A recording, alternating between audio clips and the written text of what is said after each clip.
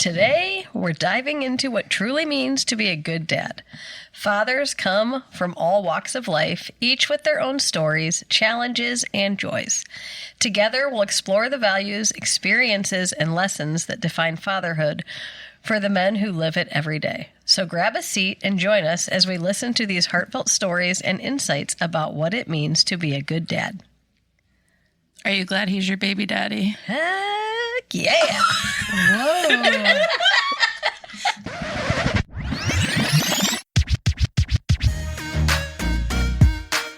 You're listening to the Calm, The Storm, the Whimsy podcast. Hi. Oh, hello. Welcome to our podcast. Thank you for having me. This is an honor. This is where the magic happens. It is. Tell us who you are. Oh, I'm Lennie. I am husband to the Whimsy. What's your favorite thing about being a dad? Favorite thing about being a dad? Is that one of the questions? It is now. I didn't prep for that. I told you not to prep. That's true. That's true. Favorite thing about being a dad? I mean, it's just, it's the relationships. It's being able to be a part of the day to day, and it's the laughter, and it's all the memories that are being made. So I just love it. It's unlike anything else. So one thing I love about watching you be a dad is when all the crazy is happening with the millions of kids that we have. And then I notice you, like when Liza was little, got Leo crying and Ike crying, and you're sitting there with Liza having a tea party and like a dance party with her little Disney princesses. And you always like find that moment to just totally engage them no matter what's going on around you. Yeah, thank you. I love doing that. So before you had kids, did you have an idea of what it meant to be a father? I mean, I think everybody kind of has an idea. Everybody thinks through that process of what it's going to be like. And, there were certainly things that I knew that I would want to try to instill in them. And, obviously helping them to know that they're loved and trying to guide them along the way. So those were kind of the things, I wasn't sure specifically what it would look like, but, I always wanted kids. I always wanted 3 or 4. And so we were very blessed to have 4. And 2 girls and 2 boys kind of worked out for us very nicely. It did. Yeah. So once you became a dad, though, did it change from what you expected it to be? Yes, it did. Parenting is weird. Yes, right? that's true. It's very weird. One of the things that you couldn't really, prepare for was the emotions that come from it. And so everything's just much more emotional. Everything's just much more... I remember when we had our first child and just all the emotions that came from having her.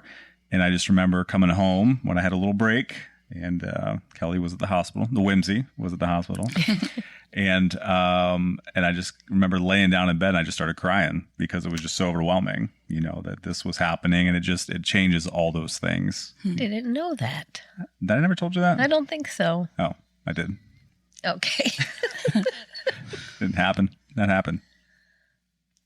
So do you think it's easier than you expected it to be, harder, or just more emotional? It's harder. Yeah. A lot harder. Yeah. Yeah. It's the hardest thing I've ever done. And it continues to get harder all the time. It's supposed to get easier, I thought. Every day, I feel like, right? Yeah. As they age Yeah. and get bigger and older, new challenges come. And Yeah, definitely. is there a person or a situation or a specific scenario that has influenced your perspective on fatherhood the most? I would say trying to just pattern after biblical fatherhood, is the most important thing. Really trying to align how I parent just with what Scripture says, and trying to lead our children in that way is probably the biggest influence, and letting kind of, the faith in those things kind of dictate how we do that. Obviously, my relationship with my own dad.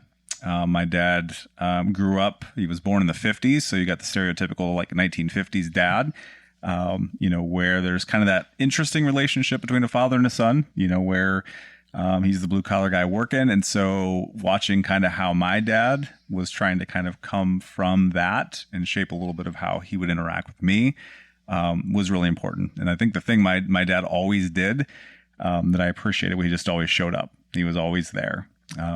Things weren't always perfect, like no perfect father. But the thing that always stood out to me was he just showed up.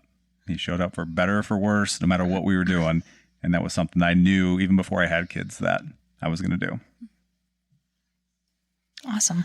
Can you share a moment where you felt like you really nailed it as a dad?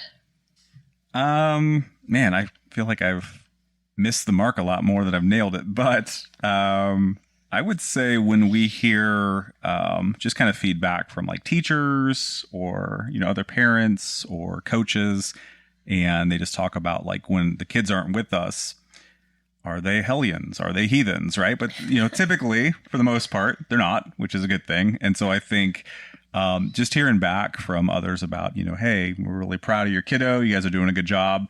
Because you don't always see it. It's the day-to-day grind to where you often ask yourself, is this working? Are we doing a good job? But when you kind of hear the feedback that comes from other people, it's very rewarding.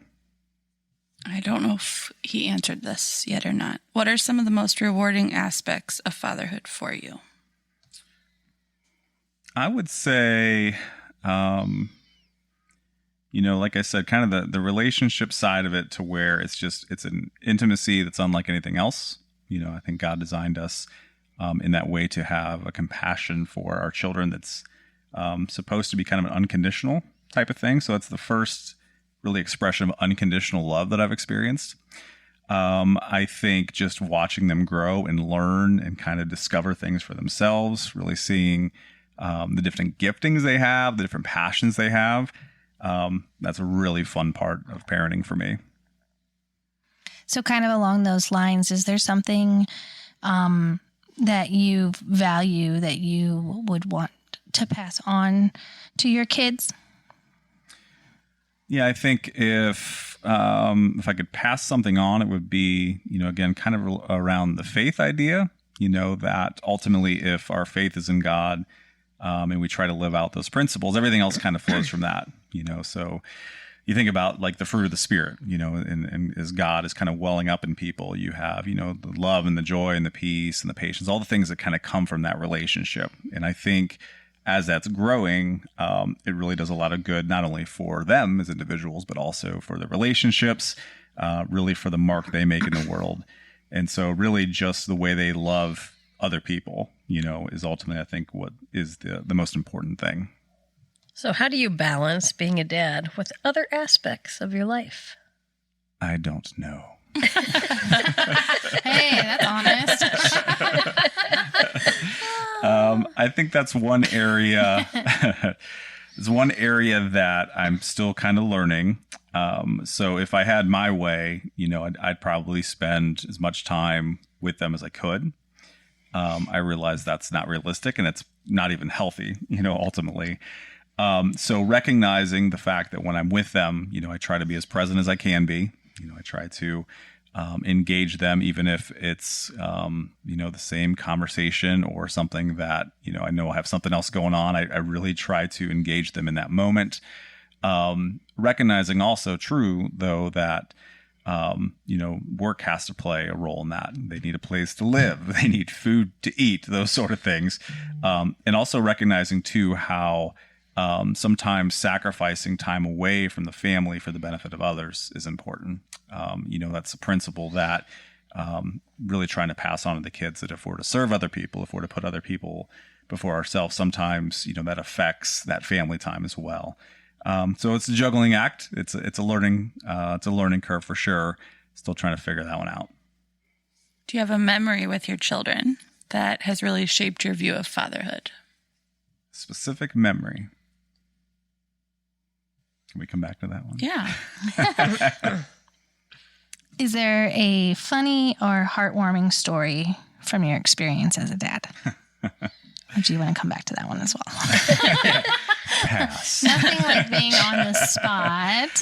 I think one of the things that I think it's heartwarming, I think it's a little bit funny. It's kind of a combination of both, but just how children in general want to give. They want to show you that they value you through gift giving. And so that always starts off with something like the dandelions, pulling those out of the backyard, and it's adorable and it's cute and it's a little bit funny.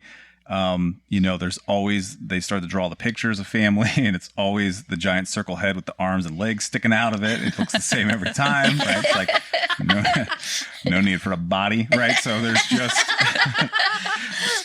but it's with every kid, it's these little gifts, these little things that, they show they love you, and then as they grow, they start to get more intentional, in, okay, this is actually something that mom and dad enjoy. This is something they like, and so they'll put a little more thought into it, a little more time, a little more creativity. And then even as they grow more, they start to use their own money to spend. So I kind of love seeing their expressions of love grow. But I always come back to kind of those first moments where they were, giving what they could because there was value in that. So both heartwarming and a little funny at times, I think. So if you could give one piece of advice to new or expecting fathers, what would that be? Expect the unexpected. That was good advice. That was my Liam Neeson voice. I don't know. I will find you. I don't know. Sorry. So what does that look like to expect the unexpected? Yeah. So I would say in the vein of just expectations, we come into it, and a lot of times we kind of wear the baggage of other people's expectations, so even before you have kids, you're kind of watching how other people are raising their kids. And there's just a stigma in our culture that says if your kid doesn't align with certain behaviors, then you are not doing a good job as a parent, right? And so there's this fear that comes in that says, if you're not disciplining your child, they're going to go to jail, basically. And so recognizing that, maybe looking at some of the expectations of the world or other people with all their best intentions, is ultimately kind of creating your own path. It's recognizing what are the family values, being willing to adjust according to those things and navigate that. Wow, that sounded refreshing. This is what we deal with every single time we record. Coffee cup down on the table.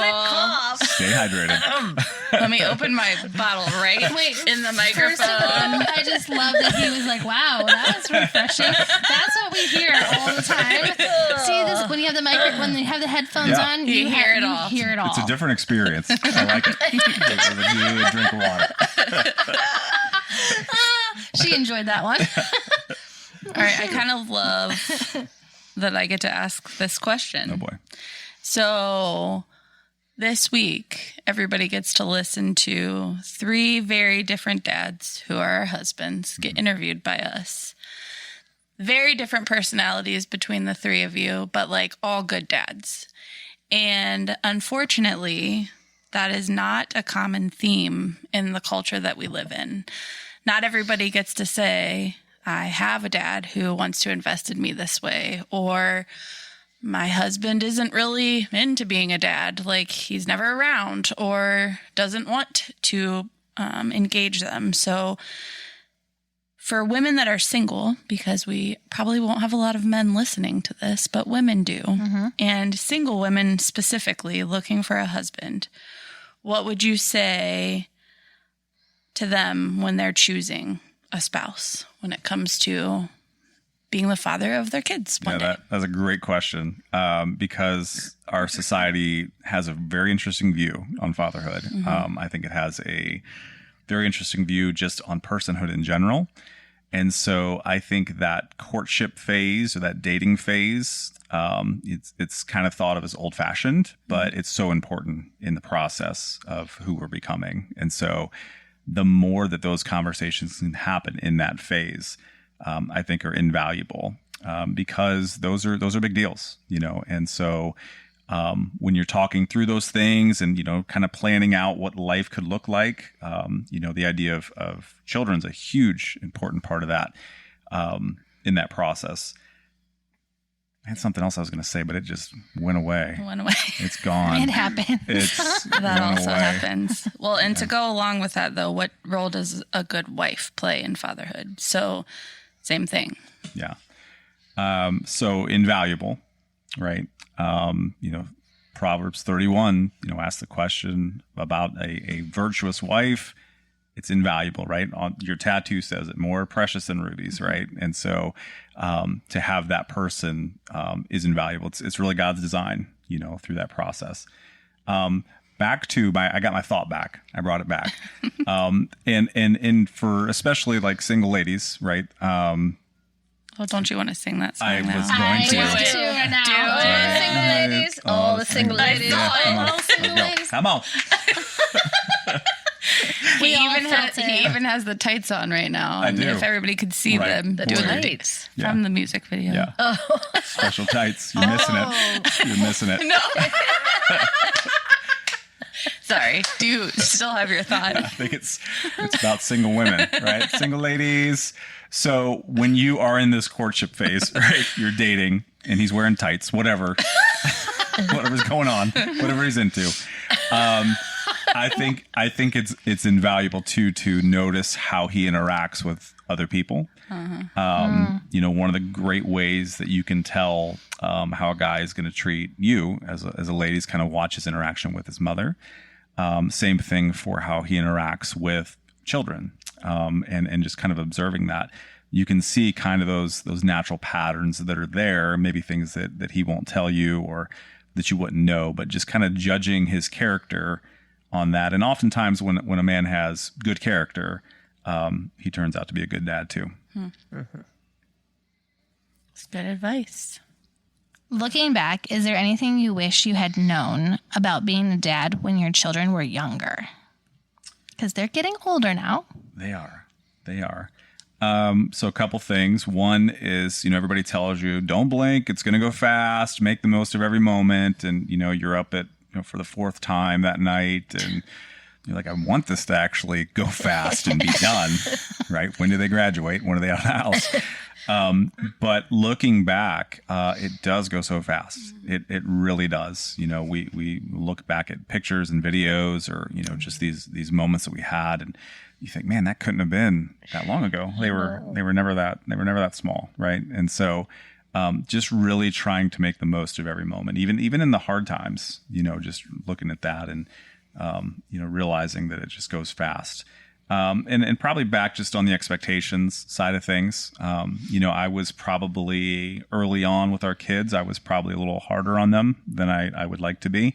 Part of that was, what we were told. If you don't, discipline them, let them know who's in charge. Don't let them talk back. Don't let them negotiate. You're the man of the house, or else they're going to have terrible kids. They're pastors' kids too, which are the absolute worst kids, right? So you've got to double discipline them.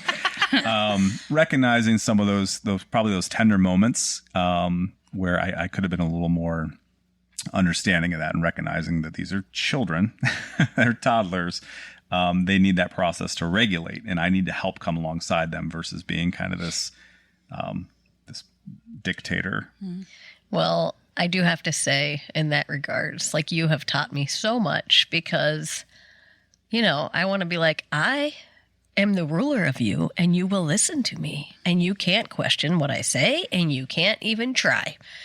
But I have learned because of the way you interact with them and help them through things that I'm getting better at the whole, you will listen to me. Yeah. Well, thank you. I appreciate that. I guess I will listen to you. It's really cool to see that and just, I don't know. I just love that way. I love that way how you parent our kids because they know that they can have a conversation with you. You're not going to shut them down and you will let them at least try to negotiate. It may not be the smartest negotiation and you'll tell them, no, we're not going to do that. But you at least hear what they have to say. Well, I appreciate that. I think part of our culture a lot of times is that, it's your way or the highway. And I think, when kids have the opportunity to what I call negotiate, they have the opportunity to kind of share their side of the story. Now it's not always, they're not always going to win the conversation. They're not always going to win the argument, but they have those negotiating skills. So as they get older, right, they know that they can advocate for themselves. So when they're in bad situations, they have their voice. They were taught to be able to share that and advocate for the things they believe in. And, right or wrong, they have that opportunity to let their voices be heard. I think it's very important. I think it's very valuable. And one of the other things that, we try to do, I do this often, is apologize to our kids. Because again, that stigma of kind of, you're right, it's my way or the highway. Recognize that we don't always get it right. That we need to apologize when we've made the mistake, when we've been in error. So teaching them the value of that opens up a lot of conversations. One thing about our kids is they're not afraid to share everything, and good, bad, or ugly, they'll tell us everything. So and I kind of cherish that as well in those conversations. Well, we don't all, as parents, appreciate the PowerPoints that our kids bring to us. Thanks to you. I don't play around. My kids have learned from their kids. If we put together a PowerPoint presentation and present, except for my kids take it to the next level and say, God has laid this on my heart. That's brilliant, though. And I'm like, well, I am happy for you. But God has not laid that on my heart. It's a good presentation. Yes. When he aligns us, I'll let you know. This is not the McKinney house, though. The favor of God is different here. And I am in charge. No, I'm just kidding. That's fine. No, I think it's good. It's just it rubs off on other kids because your kids teach them how to negotiate. So, well, and it's interesting. I'm sitting here, I'm listening to Lennie tell of how he is leading his family. And Kelly saying, I'm learning this from you. So not only are you teaching your children, but your family, your wife included, and you learning from her, is very evident that you are not going about this just on a whim. Like, this is meaningful to you and it's important. And your family grows when you lead that way. And so I think that that's very important, that you see that and recognize that on the outside, we see that. Yeah. And that, Crystal, as you're talking about, just the importance of learning from each other. So if our parenting was 100% me, though, there'd be times where like our kids wouldn't do things, right? And they'd be like, sure. They'd be like, there's this doctor's appointment. I'm like, eh. Yeah, right. I don't think men would get any child to a doctor's appointment. Right. And just, and she's like, no, we really gotta. Oh, we have school today. We gotta do this thing. And I'm like, you nah. gotta eat. I'm like, well, kids, what do you think about that? Do you think we should do that? No. I'm like, well, all right, we'll talk it through it. So there is a balance that is absolutely important to have, and the idea of responsibility and those sort of things are very important. How do you see your role as a dad evolve as our children get older? It's interesting because in the, pregnancy throughout the first few months, you're just kind of you're just there. Where the mom is, you've got this living being like inside you, right? Like just this intimate design that God creates. And then, this baby comes and mom is necessary for life throughout that, and nourishment and just compassion and tenderness. And so dad's just kind of there, for a while and helping mom out. And, every once in a while the baby smiles or laughs, but, ultimately wants mom still. And so I think really when they begin to get to the phase where they're learning things so rapidly, they kind of need dad in the picture, as they're becoming less physically dependent on mom, they are becoming more dependent upon how dad's going to guide and teach and lead. And where, if there's two things that, I want to do well, and I want my kids to know, it's number one, I want to love them well. I want them to know that they are loved, they are valued. And also the second thing would just be guide them well. Ultimately, it's strange to say this, but we're stewards of our children. We're not owners of them. We are their parents, but God has kind of chosen us to steward them. They don't really exist for us. They exist, for the world. And so recognizing just how valuable trying to guide them with open hands into the world, right? And so part of me panics because eventually, there's not going to be the noise in the house. There's not going to be all the activities that, right now we lament a little bit that we don't have any downtime, but eventually we're going to have downtime. There's going to be quiet in the home. And so part of me, grieves that, but also part of me delights in that, knowing that ultimately our children are meant to shine their light in the world. They're meant to give their gifts to the world. And so that's really changed for me, especially the last few years as our kids are getting older and a little more independent. So a lot of our listeners may not have had a dad view them in the same way as you. So if they didn't view it as being good stewards of their children, like what would you say to those women dealing with not having a dad? So like we can talk about looking for the right kind of husband to be your children's dad, but what about dealing with coming from a childhood where you didn't have that?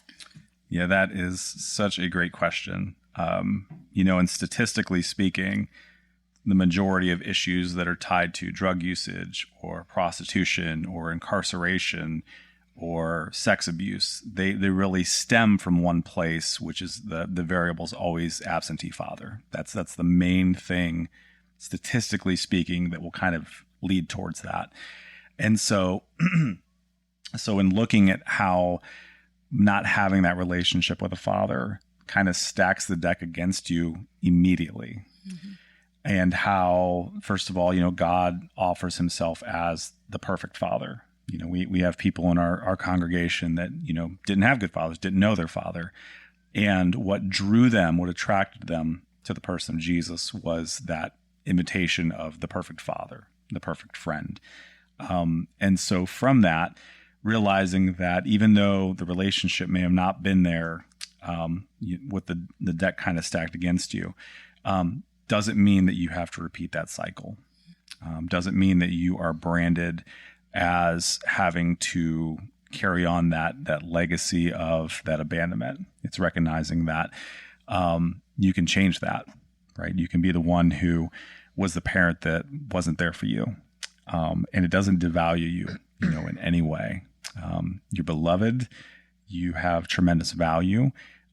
It's just going to be harder for you, to be somewhat normal with life, but also recognizing that you still have so much to offer this world, and you can be that parent that you didn't have.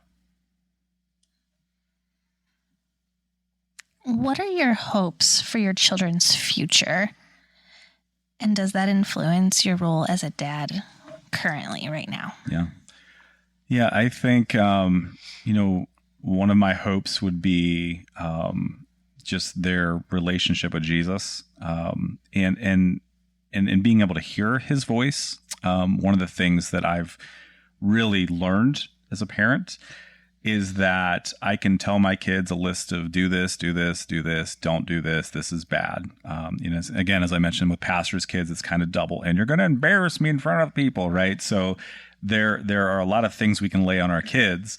The one thing that if I can teach them to hear the Holy Spirit, right, and feel that conviction that comes from him, then I can trust that as they navigate those waters of life, that there's going to be tons of choices daily before them. But if they can know the Father's voice, if they can trust, that still small voice that's inside them, then that just is so much better than, Dad's always on my case and he's trying to micromanage my life, and just really that faith becoming their own.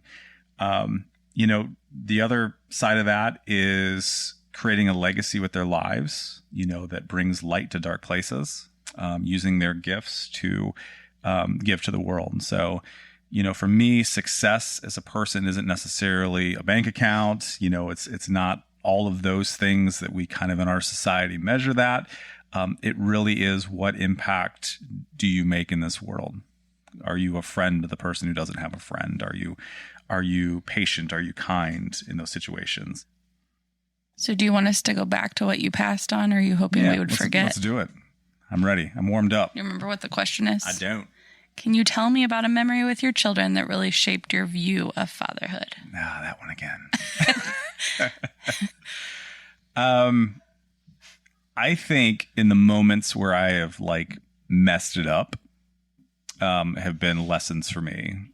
There have been a couple times where Again, probably some of the expectations and probably just some of it just, we all have kids. We know that we can go from 0 to 60 pretty quickly, based on, some of the issues that are there. And there are times when I've kind of lashed out or been emotional or probably, gone over the top. Just that genuine sense of, man, this is just a little person, and they're trying to regulate. They're trying to learn. These are little people with big feelings, big emotions, that I need to be the one that helps them regulate that. I need to be the one that shows them. I need to be the one that doesn't add to the chaos and the anger of that situation. And as they get older, where, emotions are still going to be that way, but then there's a whole different set of challenges as teenagers and even into early adulthood, is trying to walk beside them in that process of, regulating that, helping them understand that. If they don't learn that as children, chances are likely they're not going to learn it as adults. And we know in the world we live, there are so many issues with folks who have mental, emotional struggles with some of these things because we don't know how to regulate, because society doesn't allow us to do that as children or as adults. Thank you for joining us today as we explored what it truly means to be a good dad. Remember, it's about showing love, patience, and understanding, being present in the small moments, and guiding with kindness. Every dad's journey is unique, but at the heart of it all is the desire to raise happy, confident, and compassionate children. Thank you for listening, and to all the dads out there, keep striving to be your best. Thank you for listening to a production from Family Simple Media and the CSW Podcast. Follow, like, and subscribe at CSW Podcast on Apple Podcast, Spotify, Facebook, Instagram, TikTok, and YouTube.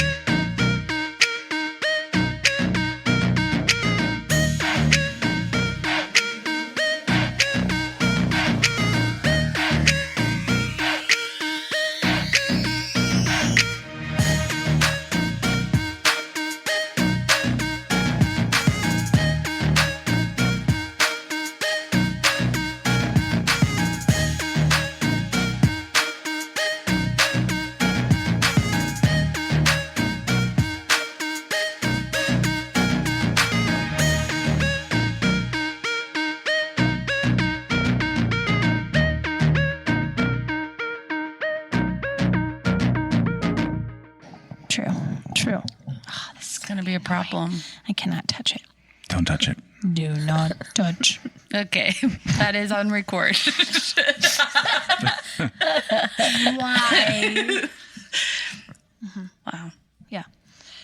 So I think we'll be okay as long as I don't touch it. That's what she said. But I mean, like, when we were recording with the kids, We were holding I it. was holding it, you were holding it. Yeah. Kelly. Are you uncomfortable? No. Heck no. Welcome to the Calm the Storm, the Whimsy. That's what she said.